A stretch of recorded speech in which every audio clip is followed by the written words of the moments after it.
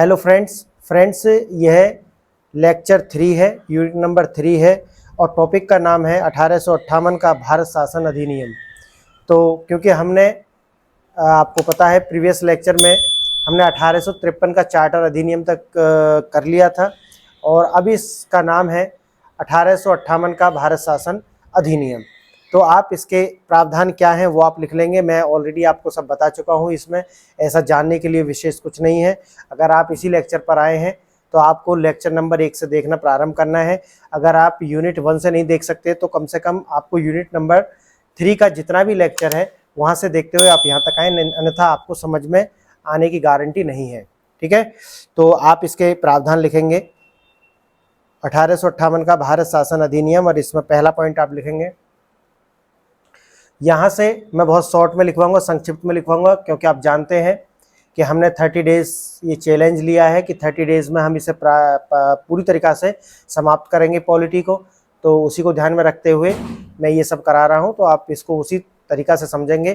क्योंकि जैसा कि मैंने आपको बताया था इसके प्रीवियस लेक्चर में कि आप जब ये लेक्चर देख रहे होंगे तो उससे पहले आप लक्ष्मीकांत से और NCERT से ये सारा कुछ पढ़ चुके होंगे और मैं यहाँ पर आपको मुख्य प्रावधान बताऊँगा और जो उसका एक स्टोरी है उसके बैकग्राउंड हो वो समझा करके मैं आगे बढ़ जाऊंगा। बस ये हमारा कार्य है। अब आप लिखेंगे यहाँ पे यहाँ से ताज का शासन प्रारंभ होता है।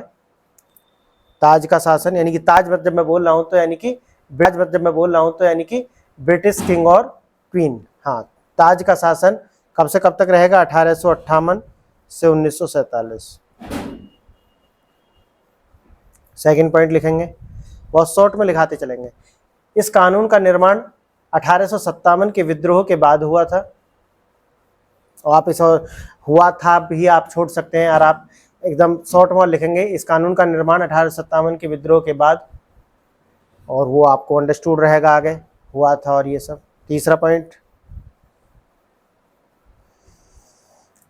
इसे भारत के शासन को अच्छा बनाने वाला कानून, इसे भारत के शासन को अच्छा बनाने वाला कानून नाम दिया गया। लिखेंगे नेक्स्ट फोर्थ पॉइंट, इसके द्वारा कंपनी को समाप्त कर दिया गया। इसके द्वारा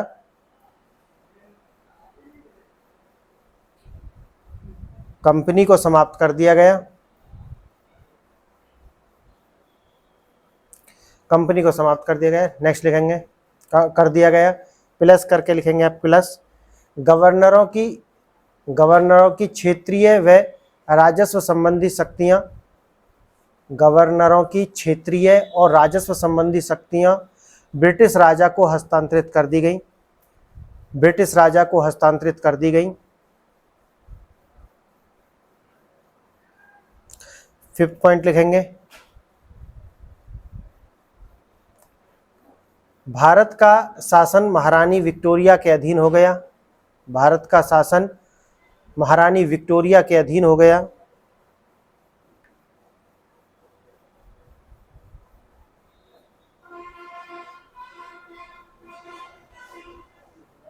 नेक्स्ट लिखेंगे, गवर्नर जनरल का नाम बदलकर भारत का वायसराय कर दिया गया। यानी कि गवर्नर जनरल जो था, अब इसको क्या कर दिया? वायसराय।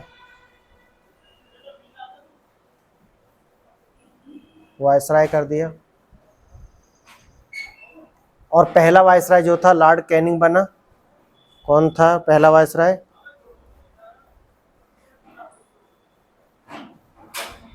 Lord Canning.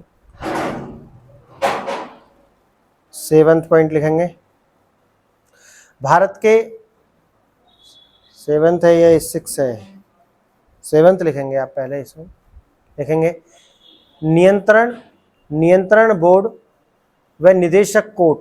नियंत्रण बोर्ड BOC जो मैंने आपको बताया था, बोर्ड ऑफ कंट्रोल, इसका हिंदी में क्या नाम है? नियंत्रण बोर्ड। और निदेशक कोर्ट कौन सा था? COD, court of directors. Court of directors. निदेशक बोर्ड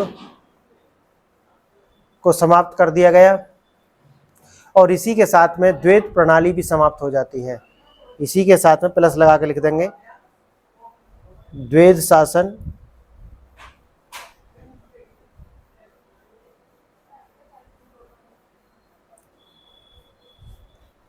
समाप्त। ठीक है, एकदम इससे शॉर्ट और क्या लिखोगे आप। गागर में सागर है ये, हमने गागर में सागर भर दी है। बहुत संक्षिप्त है, बहुत साइंटिफिक है, पूरी तरीक़ा से 100% इसमें किसके तथ्यात्मक रूप से कोई गलती नहीं है इसमें। और ये कम से कम 10 बुक्स को पढ़ करके बनाया गया है। मैंने बताया ना आपको, ये जो मैंने जो आपको अभी करा रहा हूँ ये 10 बुक्स का निचोड़ है।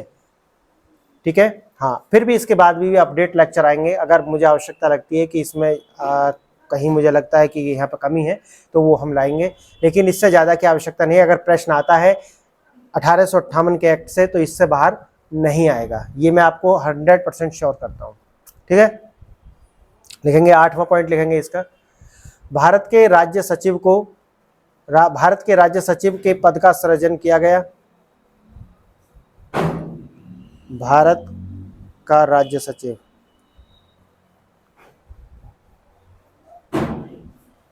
भारत का राज्य सचिव के पद का सृजन किया गया,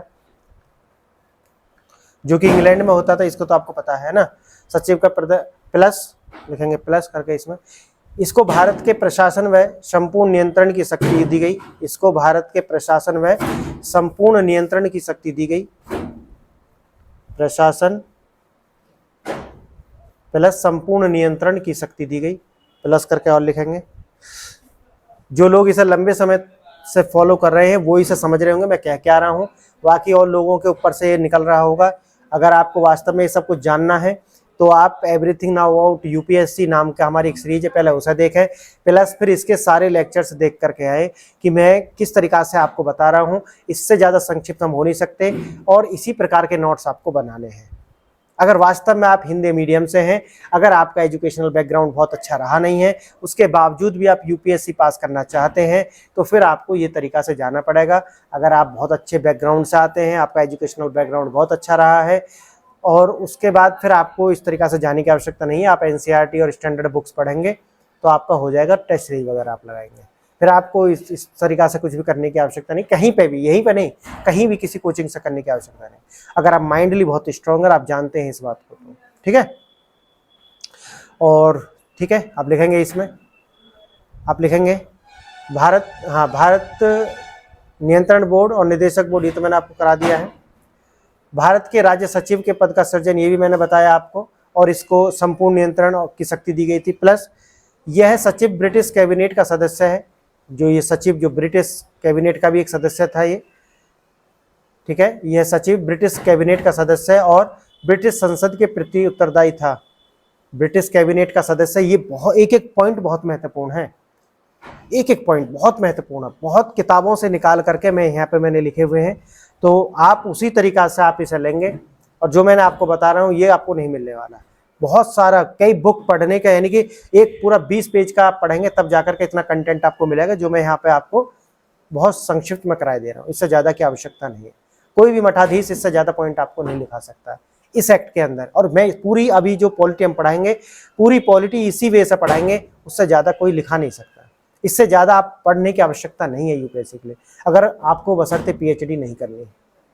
ठीक है, हाँ, यानी कि ये जो सचिव था, राज्य सचिव जिसे हम बोलते थे, ठीक है, राज्य सचिव जो था वो ब्रिटिश कैबिनेट का सदस्य था और ब्रिटिश संसद के प्रति उत्तरदायी था। नेक्स्ट लिखेंगे 9वां पॉइंट, इसे भारत के राज्य सचिव की सदस्यता के लिए, यानी भारत के राज्य सचिव की सदस्यता के लिए 15 सदस्यीय परिषद का गठन किया गया। 15 सदस्य परिषद का गठन किया गया, जो एक सलाहकार समिति थी, जो कि एक सलाहकार समिति थी। भारत के राज्य सचिव की सहायता के लिए, भारत के राज्य सचिव जो ये पद मैंने अभी आपको बताया, इसकी सहायता के लिए एक 15 सदस्यीय परिषद का गठन किया गया था, जो एक सलाहकार जो कोई सलाह देती थी, प्लस जिसका अध्यक्ष भारत सचिव था, यानी कि जो भारत सचिव जो था वही इसका अध्यक्ष भी था। 10वां पॉइंट लिखेंगे, भारत सचिव की इस परिषद जो एक निगमित निकाय थी, जो एक निगमित निकाय थी,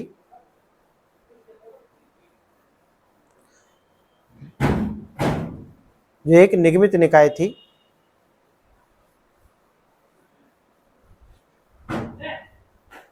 जिसे भारत व इंग्लैंड में मुकदमा करने का अधिकार था, जिसे भारत और इंग्लैंड में मुकदमा करने का अधिकार था। 11वां पॉइंट लिखेंगे, इससे बाहर कुछ नहीं आएगा, आप उसी तरीका से इसे देखेंगे, ठीक है। इस कानून ने कौन से कानून ने, यही 1858 का जो कानून है, इस कानून ने भारत में प्रचलित शासन प्रणाली में कोई विशेष परिवर्तन नहीं किया, यानी कि जो जैसा चल रहा था वही कर दिया, बस एक लीपा पोती है, इससे ज़्यादा कुछ नहीं। यानी कि उनके अंदर जो है अपने हाथ में ज़्यादा पावर कंसंट्रेट करिए, इससे ज़्यादा इसमें कुछ भी नहीं किया है। लोगों के लिए, जो आम जनता है या जो भारत के अंदर जिस तरीका से प्रशासन चला रहे थे, तो उसमें ऐसा कोई बहुत ज़्यादा अंतर आता नहीं है, सिर्फ सेंट्रलाइजेशन इसमें